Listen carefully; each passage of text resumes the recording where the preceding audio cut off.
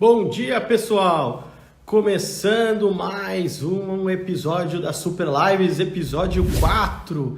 Vamos esperar aí o pessoal entrar. Como é que tá o áudio e o som? Bom dia, Wesley, a Mari aí. Queria agradecer demais aí todas as mensagens que eu tenho recebido, a repercussão dessa Super Lives, o pessoal aí falando que não entendia de economia, nem se interessava e agora está se apaixonando, está conseguindo entender as coisas. Isso é muito importante, então eu estou muito feliz com isso. Tá aí o Augusto também, o Guedes aí, bom dia, Antônio. E hoje temos um super episódio, que é o encontro, dos físicos com os economistas, e a gente vai responder perguntas do tipo: por que alguns países são ricos e outros pobres?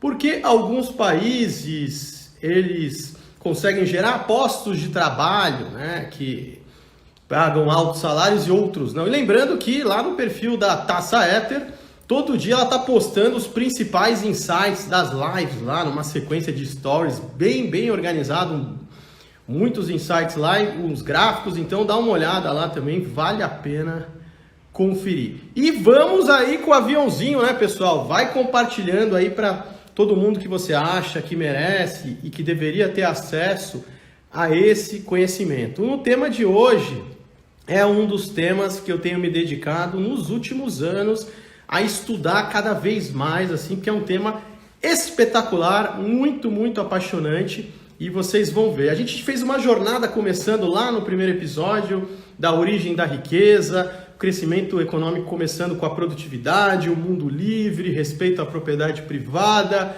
livre iniciativa. Na segunda aula a gente viu os ciclos econômicos, o que influencia, o calendário político, influenciando o PIB de curto prazo, a verdade, sobre a produção, de riqueza de um país. Ontem a gente viu, as contas públicas e a dinâmica da dívida pública. Muita gente ficou surpresa com a situação fiscal, que é realmente muito difícil, muito desafiadora. A dívida pública, ela é, na verdade, muito maior do que a oficial, que é divulgada, porque o Brasil utiliza uma metodologia que é exclusiva, do Brasil, só o Brasil utiliza, e o pessoal mandou várias dúvidas, assustados. E o perfil de uma dívida, para você comparar a dívida PIB de países, tem que ver, quem que é o país, se essa economia é forte ou não.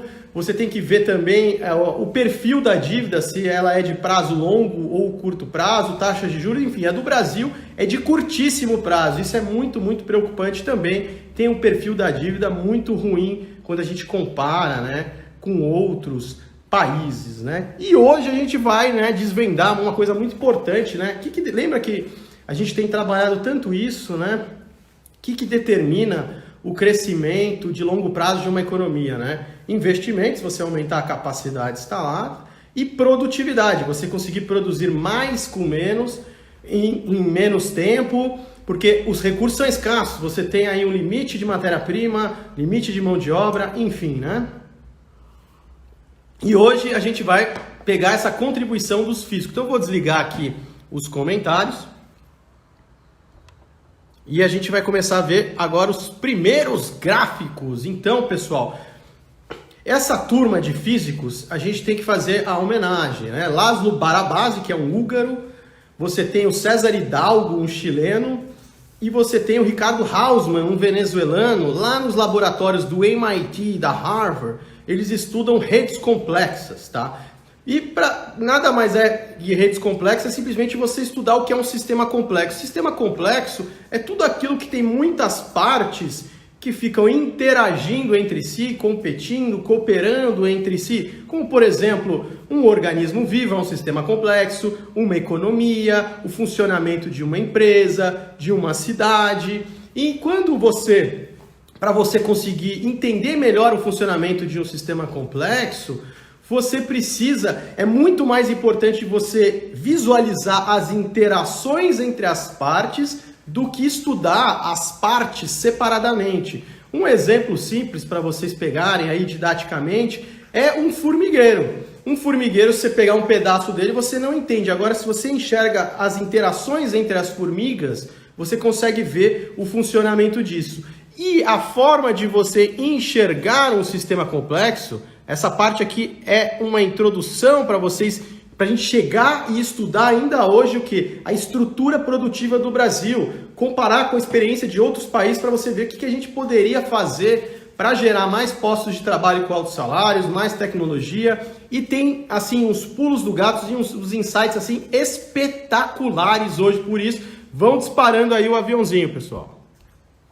Aqui, todo sistema complexo ele pode ser representado da forma mais simples possível. Através disso, você tem lá os nós e as interações entre os nós. Se a gente for olhar aí, a primeira rede do lado esquerdo é uma rede muito centralizada. Você tem um grande hub e todo mundo interagindo, conectado nele. O que acontece se quebra esse hub do meio? Você parte a rede. Se a gente envenena, contamina esse hub do meio, a gente espalha rapidinho para toda a rede. Essa rede ela é frágil, ela é muito centralizada. A do meio você tem uma situação mais descentralizada. Tem grandes hubs separados, só que se você quebra um desses hubs, continua o restante da rede sobrevive ainda, né? Ela não é colapsada, ela não vai para a ruína. E a topografia, que é a mais antifrágil, digamos assim, é a do lado direito, distribuída. Que se você quebra um nó, preserva a totalidade da outra rede e a rede vai aprendendo com esses ataques e se aprimorando. Então essa é a primeira informação. A forma de você observar matematicamente, visualmente um sistema complexo é através de redes, das interações. Pode ser isso uma economia que está acontecendo, uma empresa, uma cidade. E agora tem um pulo do gato interessante. Olha só, do lado esquerdo a gente tem um exemplo de uma rede que tem centralizada e que fez 12 conexões, ok? Só que ela é frágil, se eu quebro o hub do meio, ela se parte. Agora, a letra B é uma rede distribuída. Se eu quebro qualquer hub, preserva a maior parte da rede, e a rede aprende com esse ataque e vai se defendendo e vai se aprimorando. Porém, aí está o pulo do gato, anota aí. Eu precisei, para fazer essa rede, de 24 conexões. Ou seja, tem um custo para você se tornar mais descentralizado, um custo para você se tornar distribuído, só que este custo, quando você faz a relação de custo-benefício, é totalmente vantajoso, por quê? Porque quando você está exposto ao risco de ruína, invalida qualquer relação de custo-benefício, mas tem um custo para conectar as pessoas. E a gente vai ver na economia o que dá para fazer para baratear este custo. Então, até agora, o que a gente viu? A gente viu que dá para olhar economia, cidade, países, um organismo, através, né, da representação das redes e as interações entre as partes. Como essas partes estão interagindo. A partir daí eu consigo ver se a estrutura ela é frágil, se essa estrutura ela é distribuída, e com isso ela pode sofrer desordem, choques, pode vir ataques que ela vai se tornar cada vez mais forte,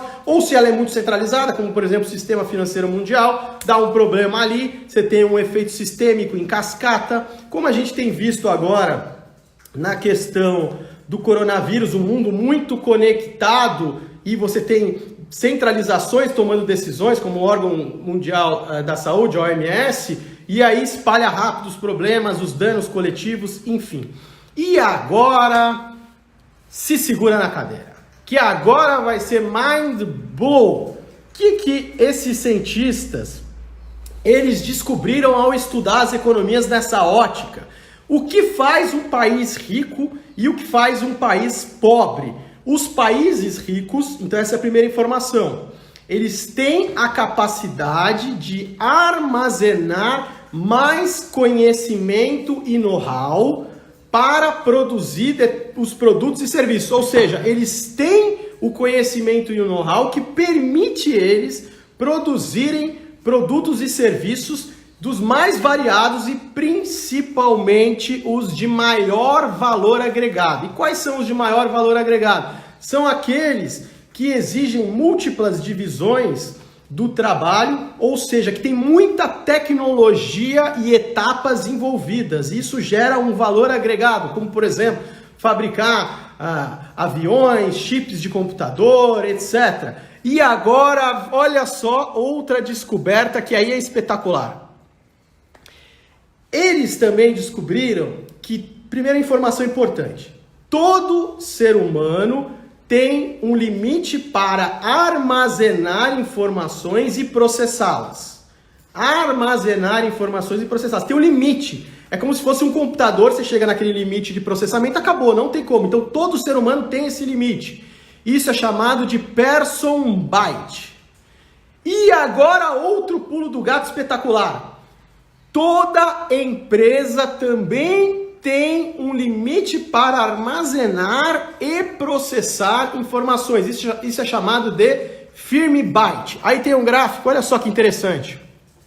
Ou seja, para você produzir determinados produtos mais sofisticados no sentido tecnológico, você precisa de armazenar mais informações, mais conhecimento e mais know-how. Ou seja, você precisa do quê? De mais pessoas. Para fazer coisas ainda mais tecnológicas, você precisa de mais empresas cooperando entre si. Então, nesse gráfico aí, a gente tem o nível de conhecimento e know-how aí no eixo vertical e no horizontal o tempo. Então, você vê que o person byte, você tem um limite para você armazenar conhecimento e know-how e depois você tem um limite que uma empresa pode ter, mas se empresas passam a cooperar entre si, trabalhando em conjunto, você consegue armazenar mais conhecimento e mais know-how. Por exemplo, um exemplo clássico, a fabricação de um Boeing.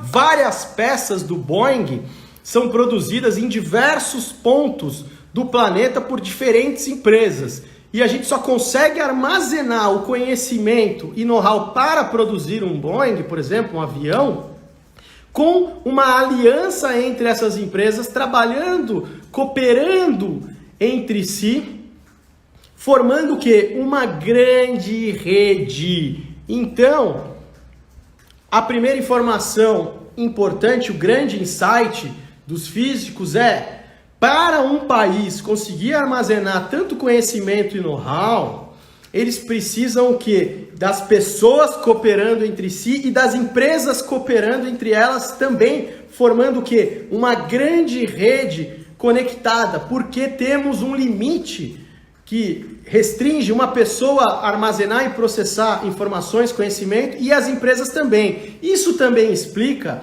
como grandes empresas como a Amazon, como o Facebook e o Google fazem as aquisições. Muitas vezes eles fazem aquisições de outras empresas e as pessoas acham que eles estão fazendo isso para tirar a empresa ou para fazer uma fusão. Pelo contrário, na verdade eles estão formando o quê? Uma grande rede para armazenar conhecimento e know-how. E agora vai outro pulo do gato. O que é know-how? Know-how é diferente de conhecimento, pessoal. Porque conhecimento é tudo aquilo que pode ser decodificado. Então você pode aprender num livro, uma aula, etc. Know-how é algo tácito, chama-se conhecimento tácito, que é algo do dia a dia, que você só pega aquilo que não pode ser codificado e você pega convivendo em determinada estrutura, em determinado ambiente. Por exemplo, se eu ler um livro para como lutar MMA, isso me credencia a ir lá no UFC? Não, agora treinar com os melhores no dia a dia. Tem coisas que eu vou aprender que eu nem estou identificando ali no dia a dia. E isso, essas grandes redes possibilitam o conhecimento e o know-how. E agora a gente vai ver como analisar isso exatamente em cada país. Olha só que interessante. Eles criaram um negócio chamado espaço do produto. Então eles fizeram o quê? Eles mapearam os principais produtos e serviços, dos mais simples aos mais sofisticados que existe no planeta, que os países produzem, que o mundo produz, e criaram o espaço do produto. Então eles criaram esse espaço do produto, que são essas redes, e viram que indústrias que precisam cooperar com quais para produzir determinados produtos, se for processamento de commodities, testes, coisas químicas, coisas mais tecnológicas, enfim, eles mapearam isso. E aí eles começaram a estudar os países para verificar o que acontecia nesse tipo de situação, com cada um deles. Como é que estava a rede de armazenagem de conhecimento e know-how? E aí que eles descobriram? Por exemplo, vamos pegar aqui um exemplo. Esse país é a Coreia do Sul. Veja como a Coreia do Sul, ela tem os pontinhos quase todos acesos. Quando você tem um hub colorido, quer dizer que você tem a capacidade de estar produzindo aqueles produtos e serviços. Então você vê que eles se desenvolveram. E a Coreia do Sul é importante porque quando eu nasci, no começo dos anos 80, nasci em 1981, a Coreia do Sul ela estava equiparada em renda per capita com o Brasil. Tanto que eles queriam até mandar emissários aqui no Brasil para copiar o modelo, né, de desenvolvimento do Brasil, ter ideias, enfim, ainda bem que eles não fizeram isso.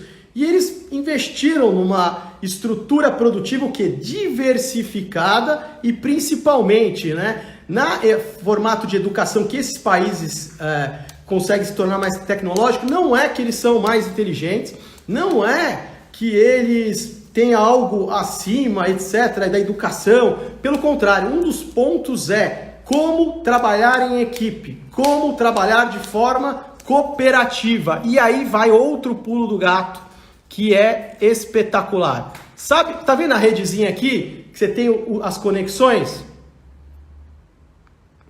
Qual que é a cola? O que faz uma empresa se conectar a outra? O que faz uma pessoa se conectar a outra a ponto delas cooperarem? Aí tá o pulo do gato. Confiança. Confiança. Quem quiser uma sugestão de livro, tem um livro do Francis Fukuyama chamado Trust, que trata justamente disso.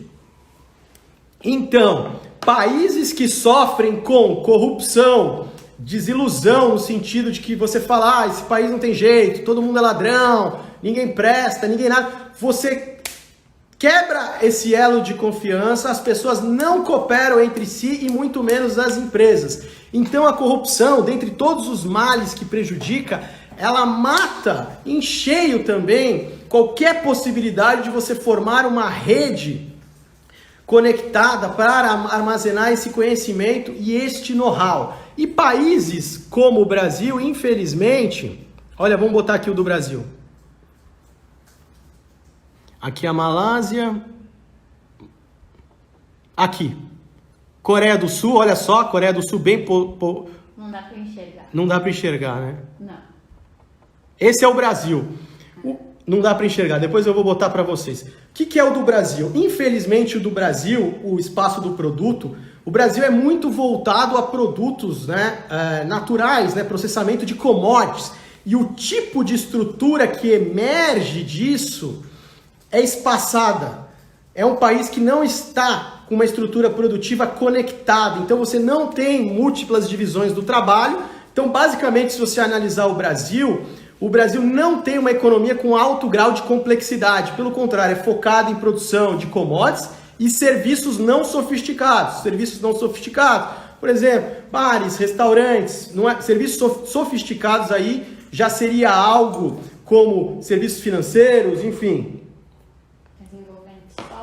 Desenvolver software. E aí o que acontece? Como gerar postos de trabalho que pagam altos salários quando você tem uma estrutura produtiva voltada a commodities e serviços não sofisticados? Não tem como. Agora, com uma estrutura produtiva diversificada, que você tem múltiplas etapas de produção, indústria tecnológica avançada, enfim, isso faz um arranjo de sociedade totalmente diferente. Até porque para você conseguir chegar nisso e nessa conexão e formação de rede, você precisa de uma série de condições, bom ambiente de negócios, precisa de infraestrutura para conectar as pessoas, seja por transporte, seja conexão via internet, bons aeroportos.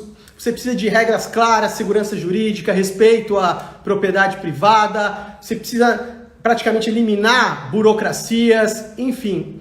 Isso é o tipo de sociedade, desenvolve grandes cidades, grandes centros urbanos, porque olha só, eu fiz um gráfico aqui para vocês, esse vai dar para enxergar. E com base nos dados dos físicos, eu calculei a complexidade da economia brasileira ao longo do tempo. Olha só a nossa perda ao longo do tempo, infelizmente. De 1964, que é os dados que começam ali, até mais ou menos 2015 e 2016. Olha só. O Brasil começou a empacar e estagnar em termos de complexidade econômica já no final dos anos 80 e aí veio ladeira abaixo e esse gráfico continua desabando, esse gráfico continua caindo. Quer dizer o quê? Que a gente está muito focado só em produtos básicos e serviços não sofisticados. Desta maneira, você não cria postos de trabalho que geram altos salários, você não produz produtos e serviços de alto valor agregado e com isso a gente viu nas aulas anteriores, não consegue aumentar a renda do Brasil. Ponto. Estamos presos na chamada armadilha da renda média, da mediocridade, justamente por isso não diversificamos a nossa estrutura. E tem outra coisa que vai chocar para vocês. Eu fiz uma outra coisa. Com base no software lá que eles disponibilizam para isso, eu pedi para o software me mostrar em pontinhos azuis aonde estão os hubs tecnológicos do mundo. E aí eu coloquei no MapaMundi. Quer ficar chocado? Agora acho que vai ficar bem chocado todo mundo. Olha aí, ó. Você tem os grandes hubs tecnológicos lá em cima, Estados Unidos, México, Canadá. Você tem lá na Europa, Alemanha, Israel. Você tem lá China, Japão, Coreia do Sul. Olha a parte de baixo do MapaMundi, pessoal.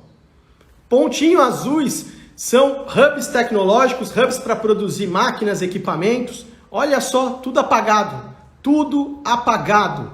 Tudo apagado. Estamos totalmente fora dos grandes hubs. E mais, quando você tem um país que também é muito fechado, que não permite que você se conecte a grandes cadeias de produção, você tem esse tipo de situação. Então, qual que é os insights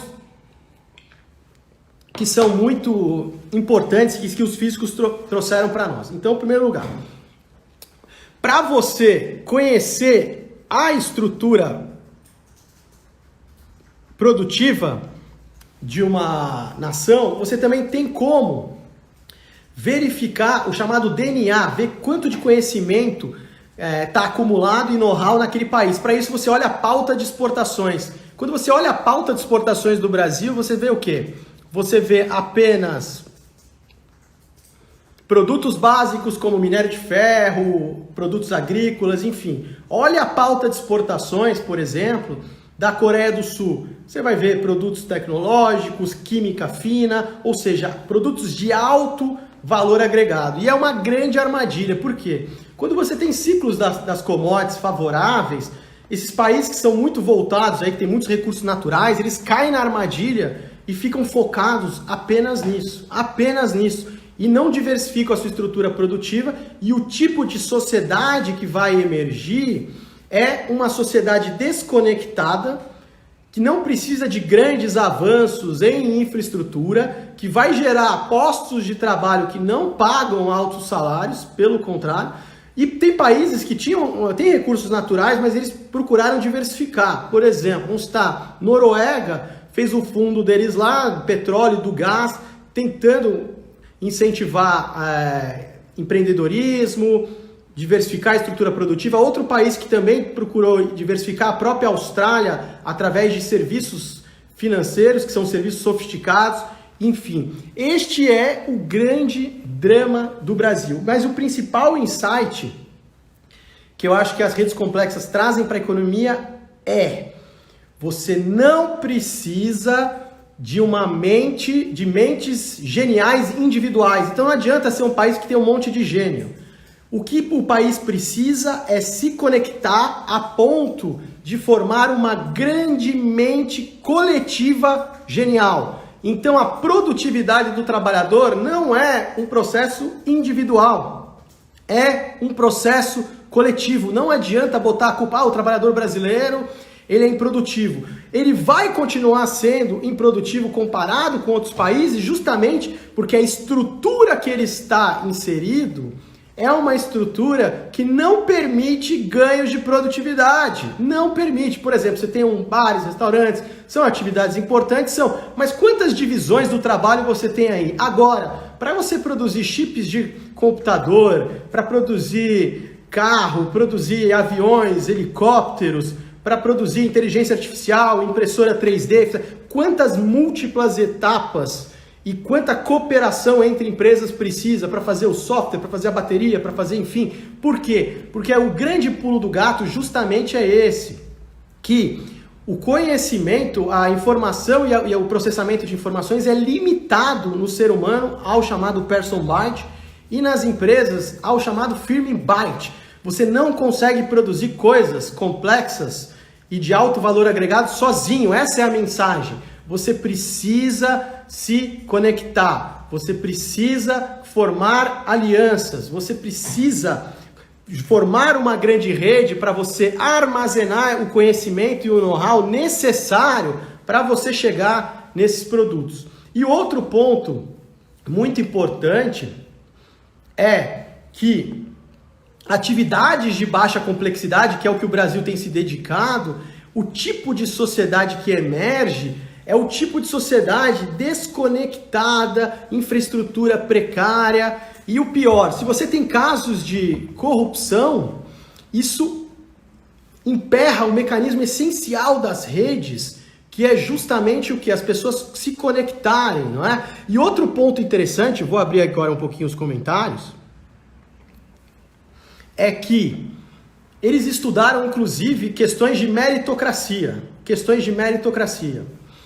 Para vocês terem uma ideia, quais eram as cidades, sociedades que eram mais meritocráticas? Ou seja, se você realmente, as pessoas que estão produzindo valor, elas estão sendo vistas, elas têm oportunidades, estão sendo reconhecidas. São aquelas com que as pessoas são mais conectadas entre si. Se você for pensar de uma forma simples, quando você está conectado a todo mundo, algo que você faz, todo mundo observa. Agora, se você está numa estrutura que é espaçada e desconectada, um grande hub que vai lá e vê algo de muito valor que você faz, ele se apropria daquilo, não dá os créditos e vai lá e domina. Ou seja, não tem meritocracia aí. Só há meritocracia em estruturas extremamente conectadas, onde todos nós estamos muito conectados para mostrarmos o nosso valor. Então, inclusive, até a meritocracia pode ser respondida através desse estudo que eles fazem, utilizando redes complexas na economia. Então, esta é a realidade. Qual é a realidade do Brasil hoje? Uma estrutura produtiva de baixa complexidade, focada em commodities e serviços não sofisticados. Temos ainda problemas muito sérios de confiança no Brasil, confiança nas instituições, confiança no próximo, e isso impede as pessoas de se conectarem entre si. Isso é muito triste. Então, quando a gente tem alguma coisa de corrupção, quando a gente vai para o exterior e fala mal do nosso país, o que a gente está fazendo? A gente está destruindo a longo prazo ainda mais este processo. E mais, como há um limite para armazenar e processar informações, a grande coisa é ninguém faz nada sozinho neste mundo. Se você quer produzir coisas de alto valor agregado, você precisa estar conectado a uma grande rede que permita armazenar esse conhecimento e know-how. Para isso, você precisa cooperar, formar alianças. E por isso que um país extremamente fechado, ele também está condenado, porque você precisa que empresas façam alianças entre si, e essas alianças não acontecem apenas em determinado território, precisa estar o mundo. Então são as grandes cadeias de produção e que infelizmente o Brasil está fora. Quer ver? Eu vou botar novamente aqui. Olha a situação, pessoal. São os grandes hubs de tecnologia do planeta. Dados reais, concretos.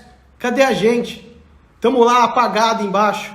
Você tem 3 grandes hubs no mundo e o Brasil não está conectado neles. Você tem os Estados Unidos, Canadá, México, Alemanha lá, Europa, Israel. Você tem China, Japão, Coreia do Sul. Realmente, olha a nossa complexidade econômica ao longo das décadas, desabando. Isso aqui é crescimento de longo prazo. Então, para a gente conseguir melhorar aquele produto potencial, a gente precisa do quê? De investimentos e produtividade. E por que a produtividade que a gente viu lá no Brasil desabando, né?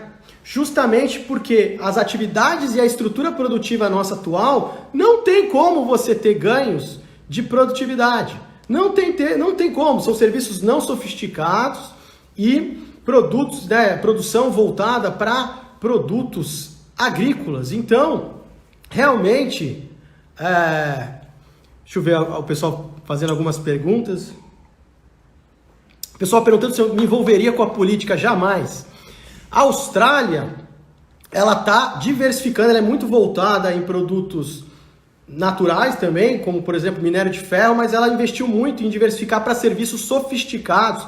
Isso tem ajudado demais o ciclo econômico da Austrália. Aqui no Brasil, né, realmente, né,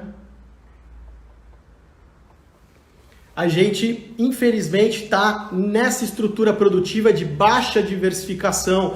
Então, quando a pessoa, se vocês pegarem, tem uns estudos aqui do Brasil, do IBGE, da média salarial do Brasil de postos de trabalho. É uma coisa muito triste, muito baixa.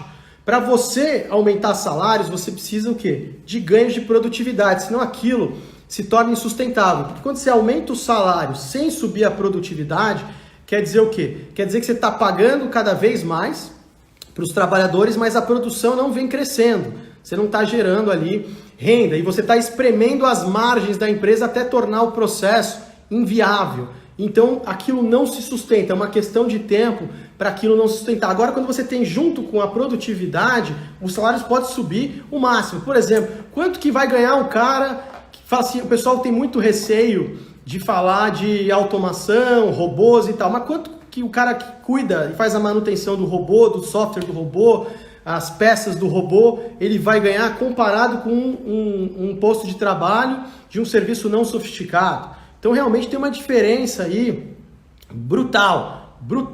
Então, são questões que não entram, infelizmente, no debate econômico no Brasil. O pessoal fica muito centrado em discutir taxa de juros, taxa de câmbio, e acha que isso vai resolver quando tem coisas muito além. E o Brasil totalmente desconectado, muita desconfiança, as pessoas desanimadas e desiludidas com processos de corrupção.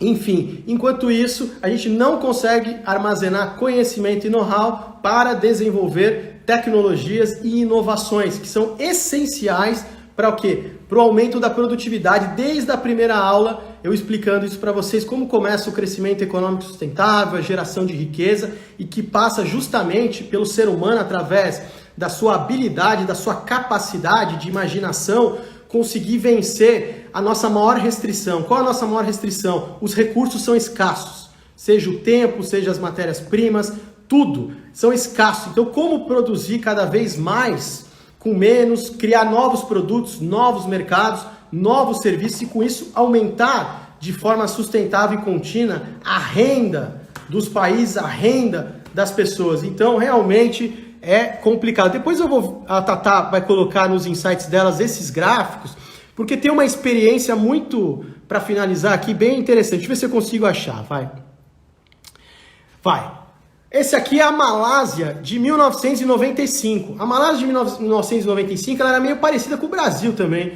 Poucas conexões. Você vê aí no meio, o meio é onde está a coisa tecnológica. Não tem luzinha acesa. Tudo meio apagado, etc e tal.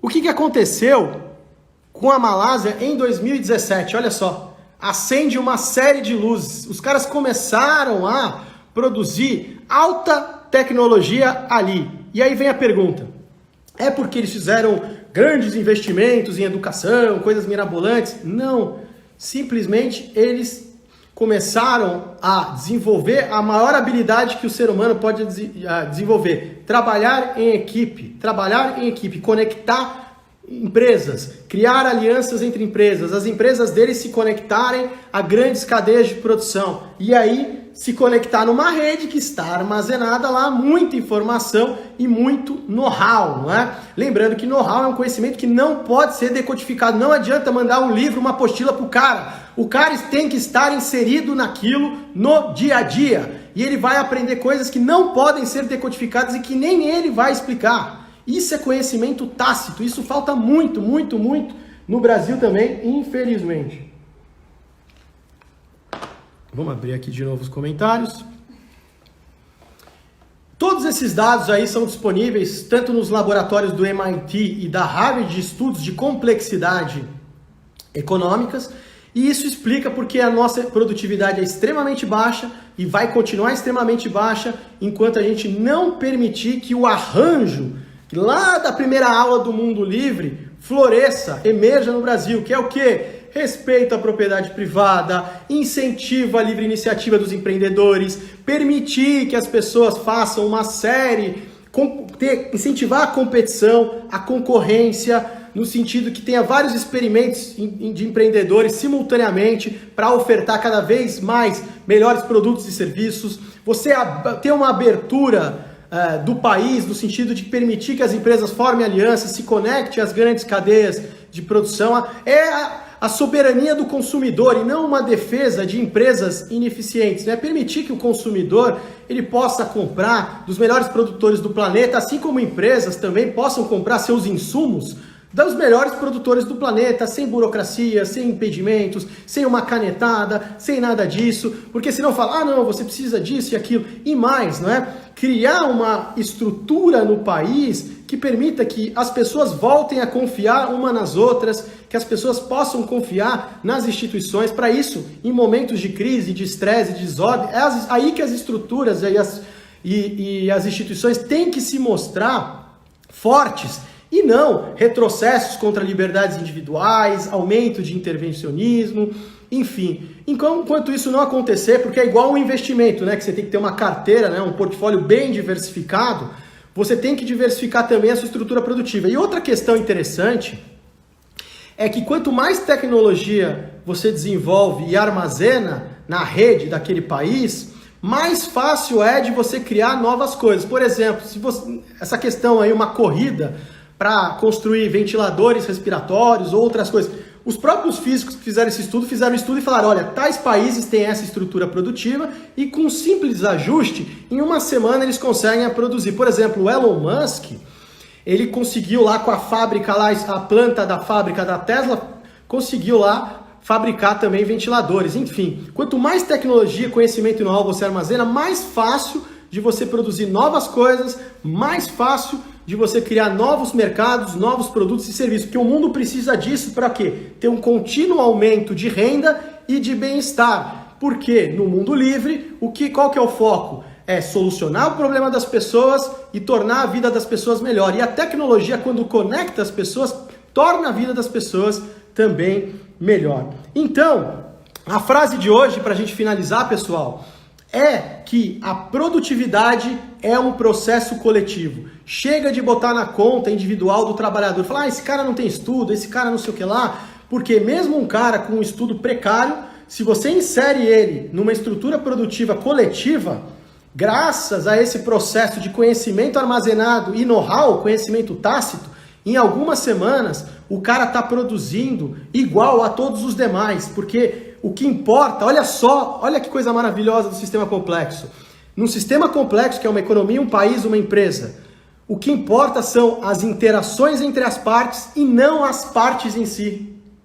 Então, quando você olha só o trabalhador é improdutivo, é a parte em si, não quer dizer nada. Como este trabalhador interage com as outras partes? Então, esse é o segredo da prosperidade e por isso que alguns países são ricos e outros pobres. Países ricos são aqueles que conseguiram formar uma rede para armazenar a maior quantidade de conhecimento e know-how, formando alianças entre pessoas e empresas. Países pobres não, redes espaçadas, pessoas desconectadas, empresas desconectadas, poucas etapas de produção do trabalho e com isso gerando postos de trabalho que pagam salários precários para serviços não sofisticados e que não armazenam esse conhecimento e know-how e vão ficando cada vez mais para trás, para trás, para trás. Ou seja, o que tem acontecido com o Brasil aí nas últimas décadas é um absurdo. Só para vocês verem a tristeza aqui.